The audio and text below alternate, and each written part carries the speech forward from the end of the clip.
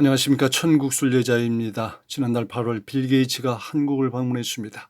그는 예능 프로그램인 유퀴즈에 출연하였고 정부 수장과도 회담을 가졌지요. 이때 방송인 조세호는 지난달 27일 공동 MC를 맡고 있는 유재석 그리고 빌 게이츠와 인증샷을 함께하고 그 사진을 게시했습니다. 세 사람 모두 활짝 웃고 있는 가운데 이를 본 다수 연예인들이 감탄의 댓글을 남기며 조세호를 부러워하는 반응을 보였습니다. 그런가 하면 일부에서는 그래서 백신 맞으실 건가요? 백신 꼭 맞으시길 등의 댓글을 남겼는가 하면 다수의 네티즌들은 같이 사진 찍은 거랑 백신이랑 무슨 상관인가?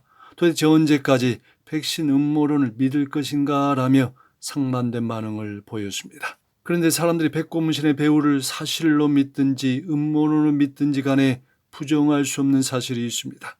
그것은 바로 백고무신 피해자들이 우리 주변에 적지 않다는 것입니다. 현재 코로나 팬데믹 사태가 끝난 지 3년여의 시간이 흐르고 있는데 여전히 그 고통 속에서 신음하는 사람들이 많습니다. 백고무신을 접종하고 한순간에 건강을 잃거나 심지어 죽음을 맞이한 이들도 있습니다.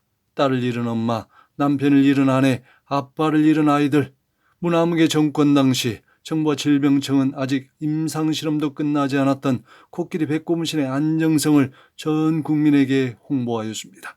그리고 백고무신을 적극 접종하여 집단 면역을 형성해야 한다고 강조했죠. 그 결과 시골의 한적한 교회까지 매주 찾아와 방역 여부를 체크하는 촌국도 있었습니다. 그때는 예방접종으로 인해 발생되는 부작용은 정부가 적극적으로 책임을 지겠다고 장담하며 순차적으로 전국민 백고무신 접종 계획을 세워 접종을 강행했죠. 그 결과 의료인, 식당, 소상공인 등 대면 접촉을 하는 일에 종사하는 거의 모든 사람들은 사실상 코끼리 백고무신을 순차적으로 접종하였고 우리 교회들에서도 대면 예배를 위하여 목회자들의 권면으로 수많은 성도들이 백고무신 접종에 열심을 내었습니다. 그 결과 수일, 수주, 수개월이 지나 각종 부작용 사례가 도처에서 보도되었고 접종한 이들에게서 원인을 알 수 없는 질병과 죽음의 그림자가 곳곳에 드리워졌습니다.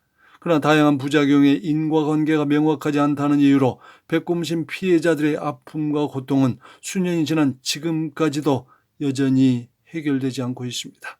안타까운 것은 우리나라는 백고무신의 실체에 대하여 음모론이나 특정인들의 주장이라고 일축하는 사람들이 많습니다.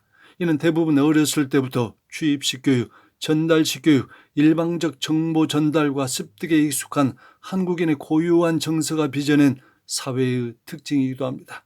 그런데 이와는 달리 창의적이고 다양한 연구와 토론이 진행되는 일부 국가에서는 백고무신의 반대 시위에 많은 이들이 동참하였고 실제로 과학적 연구에 의해서도 백고무신의 무용론이 여러 차례 보도되었습니다.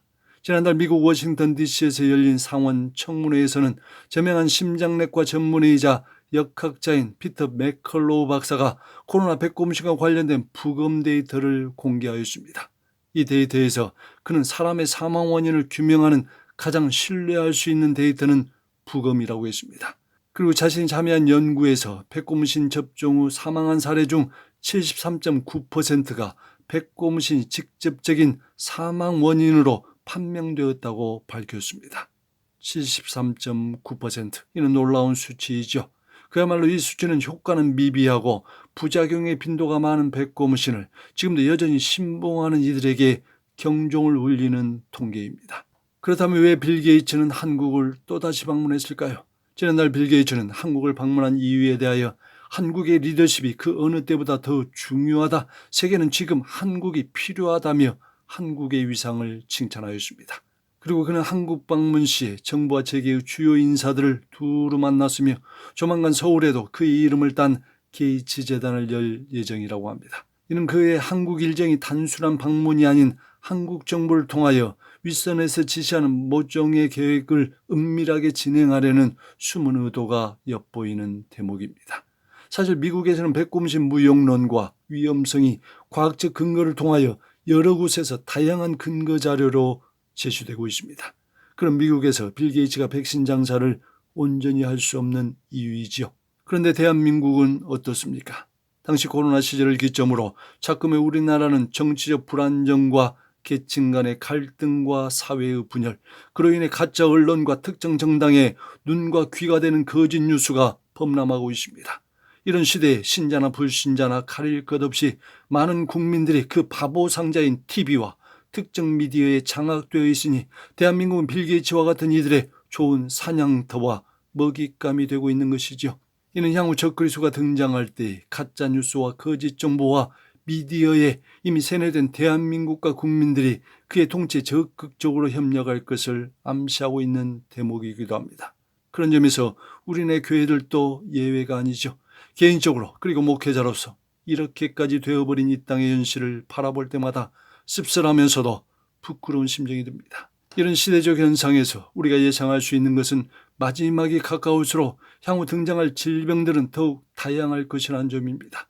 최근에는 50대 이상의 우리나라 성인 남녀들이 대상포진 예방주사를 접종하는 경우가 많은데요. 왜 대상포진에 걸립니까? 대상포진의 원인을 보십시오. 대상포진이 모든 성인 남녀에게 다 나타나는 것이 아닙니다. 대상포진은 되게 어렸을 때 수두, 즉 대상포진에 걸린 이들 중에서 그 수두 바이러스가 체내에 잠복하고 있다가 스트레스를 받거나 신체 면역력이 약해지면 재활성화되어 신경을 타고 피부로 내려와 심한 통증과 가려움증 등을 유발하는 질병입니다.